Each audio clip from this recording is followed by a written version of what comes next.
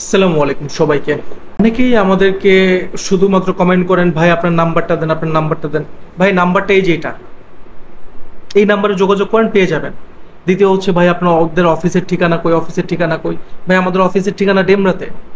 আপনি আসেন, এই ভিডিওর নিচে ডেসক্রিপশনের ঠিকানা লেখা আছে, এখানে আসলে আমাদেরকে পেয়ে যাবেন। এরপরে আরও অনেক কোশ্চেন যেটা ভিডিওতেই বলা আছে, ভাই আপনার কি অমুক দেশের কাজ করেন, তমুক দেশের কাজ করেন? না ভাই, আমরা ঠিক যেটা বলি সেটার কাজই করি। এর আগের ভিডিওতে সব কিছু বলা আছে যে আমরা কোন কোন দেশের কাজ করি। মালয়েশিয়াটা নতুন আমরা শুরু করলাম, আপনি চাইলে জমা দিতে পারেন, এবং সব কিছু আমরা এখানে বলছি, সেটা একটু দেখে আসেন। চলেন আমরা মেন ভিডিওতে চলে যাই। আপনি কি লম্বা সময় ধরে ইউরোপের পিছনে দৌড়াচ্ছেন? আপনি কি অনেকগুলো পুলিশ ক্লিয়ারেন্স করে ফেলছেন? আপনি কি অনেকবার করে পারমিটের জন্য অনেক রাত না ঘুমিয়ে কেটেছে, কিন্তু পরের পারমিটই পান নাই, এমন হয়েছে? আপনি কি চাচ্ছেন যে এত কিছুর পরেও নিশ্চিন্ত এবং একদম শতভাগ নিশ্চয়তায় এমন কোনো একটা দেশে যাওয়ার জন্য যেখানে গিয়ে আপনি আপনার পরিবারের হাল ধরতে পারবেন, আপনার বাবার কাঁধের বোঝাটাকে একটু হলেও কমাতে পারবেন, পরিবারের জন্য একজন অবলম্বন হতে পারবেন? আপনি যদি এটা চেয়ে থাকেন তাহলে মালয়েশিয়া আপনার জন্যই। যারা লম্বা সময় ধরে ইউরোপের পেছনে সময় নষ্ট করে ফেলছেন কিন্তু যেতে পারেন নাই, টাকা লস হয়েছে, সময় লস হয়েছে, বয়স বেড়ে গেছে, বিয়েও করতে পারেন নাই, পরিবারের কাছে বোঝা হয়ে গেছেন, পরিবার হয়তো উঠতে বসতে আপনাকে খোঁটা দেয়, তাদের জন্যই মালয়েশিয়া এই মুহূর্তে। এবার একটা ব্যাপারে আসি যে মালয়েশিয়াতে আসলে এখন তো কলিং বন্ধ, তাহলে কিভাবে হচ্ছে?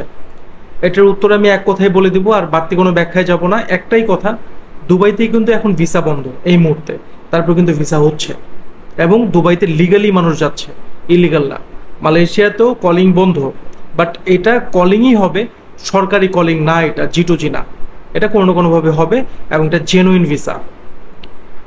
তো এক্ষেত্রে কি কি কাজ আছে আমাদের কাছে? কাজগুলি আছে আপনার সার্ভিস সেক্টর আর প্ল্যান্টেশন এবং কনস্ট্রাকশন আমরা যাব না, সার্ভিস সেক্টরে শুধু আমরা মাত্র এখন করছি। সেখানে কাজ আছে আপনার ফ্যাক্টরিতে, সুপার শপে, রেস্টুরেন্টে। এবার যদি আসি যে বয়স কত লাগবে, বয়স লাগবে 21 থেকে 40-এর মধ্যে। আর রেস্টুরেন্টের জন্য হলে আপনার মোটামুটি শিক্ষিত হইতে হবে এবং একটু ভালো ভাষা জানতে হবে, মানে ভালো অ্যাপিয়ারেন্স থাকতে হবে। এরপরে আপনার সময় কয় মাস লাগতে পারে? সময়টা লাগবে 3 মাসের মতো। খরচ লাগবে 5 লাখ টাকা। সেক্ষেত্রে প্রথমে পাসপোর্টের সাথে কোনো টাকা আপনাকে দিতে হবে না। ফার্স্ট আমরা মেডিকেল করাবো আপনাকে। তো মেডিকেল ফিট হওয়ার পরে যদি কারো এইচবিএস থাকে, হাবিজাবি যাই থাকে, সেটা আমরা ব্যবস্থা করে নিব। মেডিকেল ফিট হওয়ার পরে আপনি 50,000 টাকা জমা দিবেন। এরপরে বাকি টাকাটা কলিংটা চেক করে আপনি জমা দিবেন।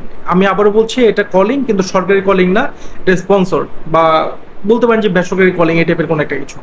তো যাদের বিশ্বাস না হবে তাদের আসার দরকার নাই, যারা বিশ্বাস করতে পারেন তারাই এসেন, ইনশাল্লাহ সফল হবেন।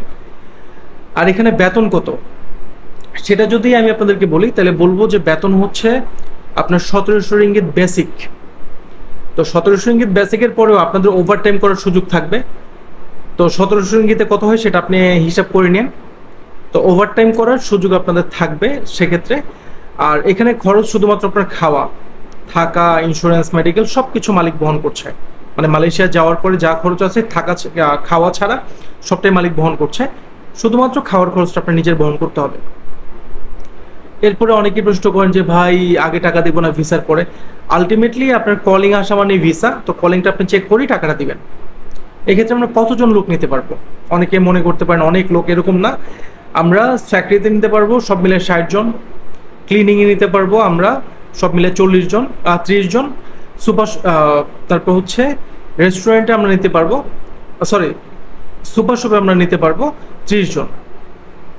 এই টোটাল 120 বা 110 জনের ডিমান্ড। তো যারা আছেন, আগ্রহী আছেন, জমা দিতে পারেন।